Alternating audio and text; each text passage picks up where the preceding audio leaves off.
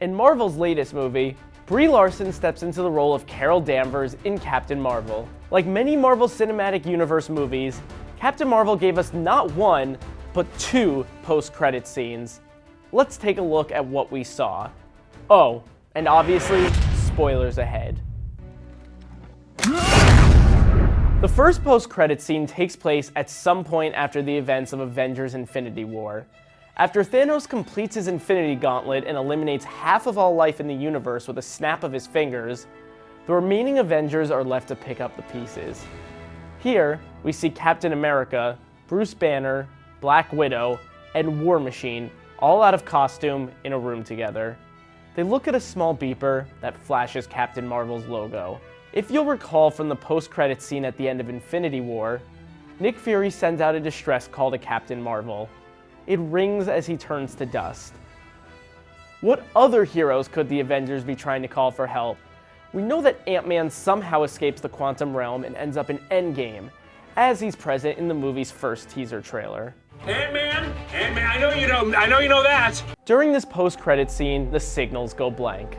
Then suddenly, Captain Marvel pops up. "Where's Fury?" she asks, before the scene cuts to black, seemingly unaware of what Thanos has done. This post-credit scene is a great teaser for Endgame, but it also leaves us with a lot more questions than answers. Captain Marvel takes place in the 1990s. When and where was Captain Marvel when she got Fury's distress signal? Was she leaping through time and space when the Thanos snap happened? Now, it's no secret that Captain Marvel will meet up with the surviving Avengers in Endgame. And no, we don't get to meet any new characters in this scene. But getting to see Carol Danvers in the same room with them is a huge deal and a long time coming. Oh, you want to get personal. Following in the footsteps of a few other Marvel movies, the second post-credit scene in Captain Marvel is more of a gag. Well, a literal gag. In the first Avengers, the second post-credit scene features the gang eating shawarma to reward themselves for saving the world. You ever tried shawarma? There's a shawarma joint about 2 blocks from here. I don't know what it is, but I want to try it. The second end credit scene of Guardians of the Galaxy featured a cameo from Howard the Duck.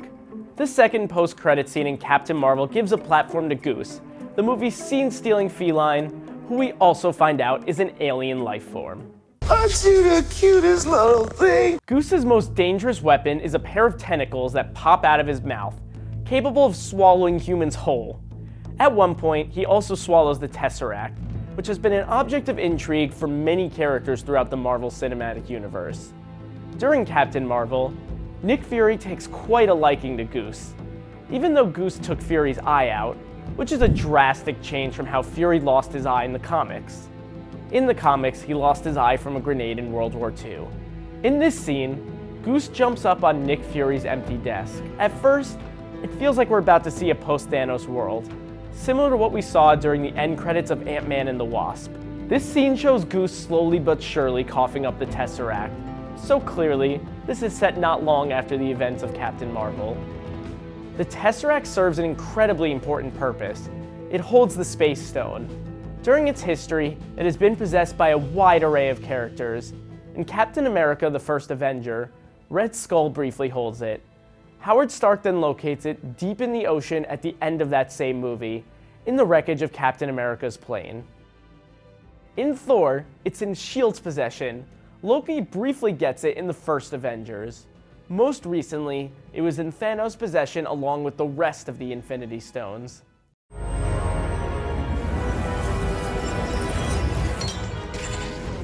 Between the time Stark has it to the time Nick Fury has it, it somehow ends up on Mar-Vell's ship.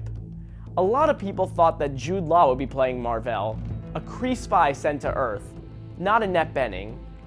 How did she get the Tesseract? Is it possible that she worked with Stark on a project, maybe involving light speed, and she was entrusted with the Tesseract?